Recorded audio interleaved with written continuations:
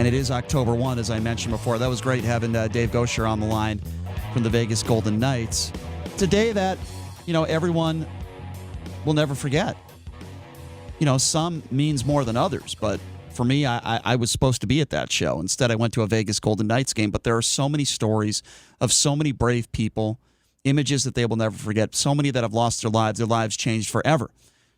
And the lady we have with us on the line right now, her name is Tracy Szymanski. She is an October 1 survivor, and she is nice enough to join us to share her story. Tracy, I appreciate you coming on. How are you? I am good. Thank you for the invitation. Thank you so much. Thanks a lot, Tracy. Can you give me a little bit of background on you first? It's my understanding that you're in the medical field. Can you tell us a little bit about that? Sure. I am one of the on the leadership team at Sunrise Hospital and Medical Center. Oh, wow. That's incredible. Okay, so I know this is, it's probably not an easy, well, I know it's not an easy thing for you to talk about, but, your story, I think, is important for people to hear. Can you explain to us how your day started 3 years ago, October 1, who you were with, and why you decided to go to that show that night? Absolutely. Actually, I won the tickets at a local radio station for the first time in 4 years. I wasn't going to go, and then I won the tickets. It's always my husband and I's anniversary weekend of when we met each other. So that's how we always celebrated, was with a staycation. And my son was there, my daughter-in-law, my 8-year-old grandson, my 2 nieces and a nephew, and some concert family that really we only kind of we knew each other for years, but we only met up every year at Route 91. Wow. And it was just any other anniversary weekend, really. So looking forward to it, standing in line, running to our typical spot that we established over the course of the 3 days in the Chair Corral. And, we're just having a great time. So you're having a good time. You're with your family. Tell me the moment that you heard those noises. I would imagine right away you had no idea they were gunshots. Can you take me to that moment? Yeah. Honestly, my husband and I, right before Jason Aldean went on, I asked my husband if he wanted to go ahead and listen to the rest of it in our room, and he said, no, let's wait for a couple songs. And so we, we're just enjoying it and stood up to put our chairs in our bags when we heard what we thought were fireworks, and actually looked at each other and said, what kind of a ridiculous idiot brings fireworks to a music festival? Right. And then we started to, we looked to our right.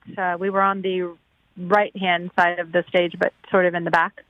And a security officer that was coming from Las Vegas Boulevard started to run towards us and say, turn around, run the other way. And so we actually darted into the Loser Bar. Is that the moment where I'm sorry to interrupt, but is that the moment where you knew something was wrong? Yes, absolutely. Yeah. At that moment, it was active shooter. You started hearing people. When we ran into the Loser Bar, we were kind of ducked behind the bar, the cash register bar, but we started hearing everybody running outside of us saying, active shooter at the stage. Nobody had any idea where the shots were coming from. So we realized that if there was really an active shooter on the grounds, that an open-aired bar area that is just basically, tents for walls wasn't the smart place to be.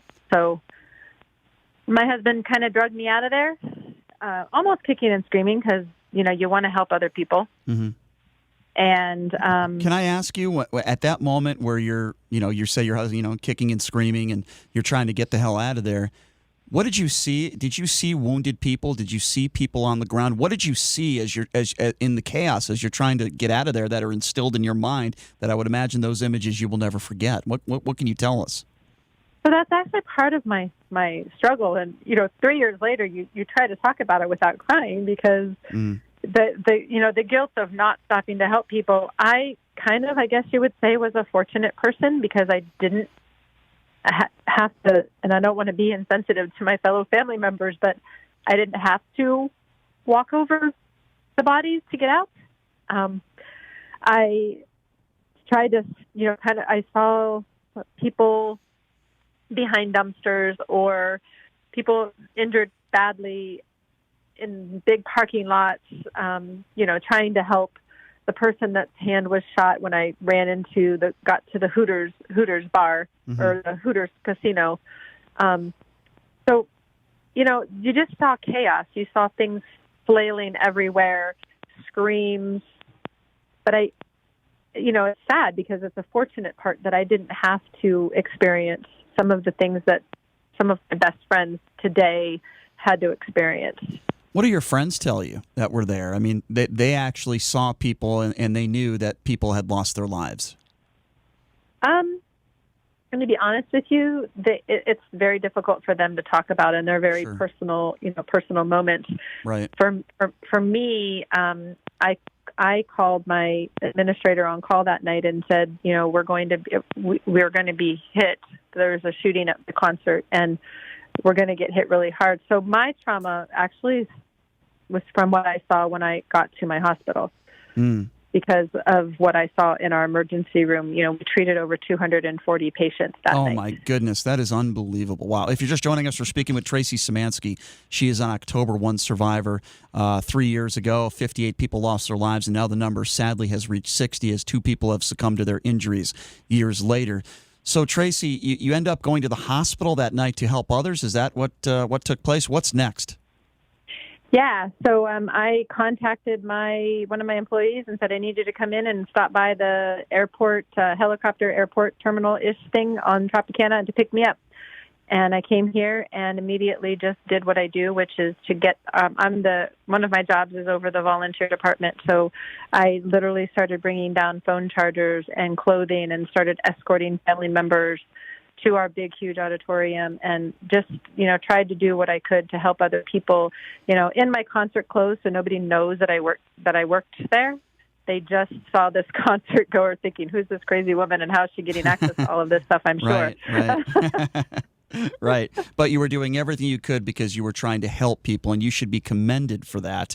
I have to ask you, in the following years since this happened 3 years ago, there's a couple things that have disturbed me. And look, Tracy, I don't have your experience. I wasn't there. However, my friend was shot, and I was supposed to be there with my friends. So it's a guilt that I'll have for the rest of my life. And, instead I went to a hockey game that night. So, I'm with you as far as that. I understand what you're talking about with the guilt part. Even though we both didn't do anything wrong, you still feel guilt, and I totally relate where you're coming from.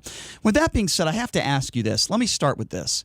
So MGM Properties, which owns that piece of land, since then has decided to turn that area where we've had the worst American, mass shooting in American history into a pay-to-park parking lot.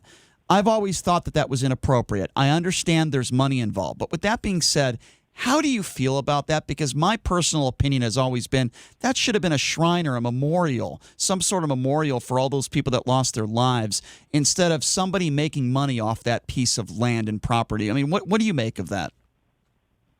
That's a real tough one, because maybe people should sit in a room and try to figure out how to do both. Because you do try to understand the business side of something. Sure. That is prime real estate. I mean, you've got it's really close to the Raiders, and on one hand you understand it, but as a survivor, you're appalled by it.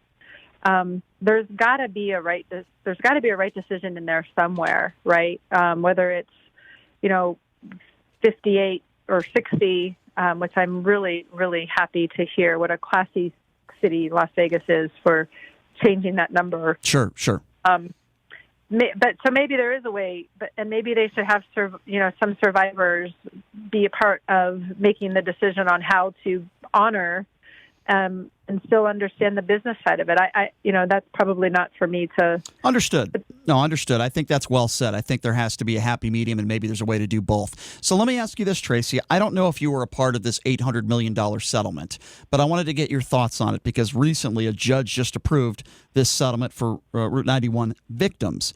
What do you make of this settlement? I know that there was a point in this settlement where MGM countersued the victims, and I know that sounds horrible. It is horrible. What do you make of this settlement? Were you a part of it, and do you think it's well-deserved?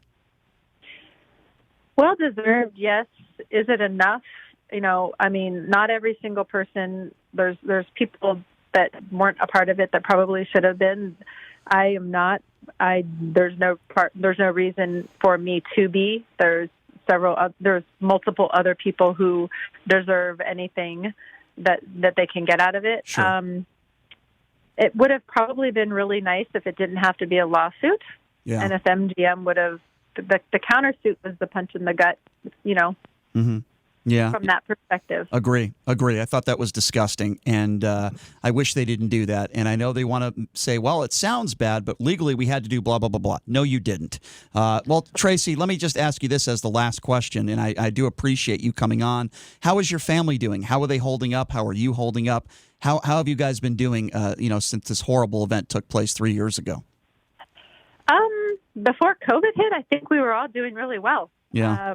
My personal opinion is, COVID took away our biggest form of healing, which was concerts, and those in-your-face, you're not going to get us down moments where we could go to concerts and still be Route 91 family. And right. To hell with all of that. You're not going to stop us from having a good time. Sure. And COVID has really added a lot of struggle. No question. To our healing. No question. Because we can't get together. Yeah, it's tough on everybody, Tracy. Well, you're a very brave woman, Tracy. Thank you for what you do for this city. And it sounds like you have a wonderful family as well, and a very strong family. And I really do appreciate you taking some time to share your story for our listeners. And thank you so much for what you do. I appreciate your time, Tracy. Thank you. My pleasure. Thank you very much for all you guys do. Thank you. Thanks a lot, Tracy. I appreciate that, Tracy. Thank you so much. And, it's a night that nobody will ever forget, but especially somebody like Tracy and her family that were there. I mean, they saw it. How crazy is that, where she's saying, this is a couple blocks from where the shooting took place, and then she's at Hooters. Now it's Oya. Is that what they're called now? Oyo. Okay, Yeah. I haven't been there. Not bad. I haven't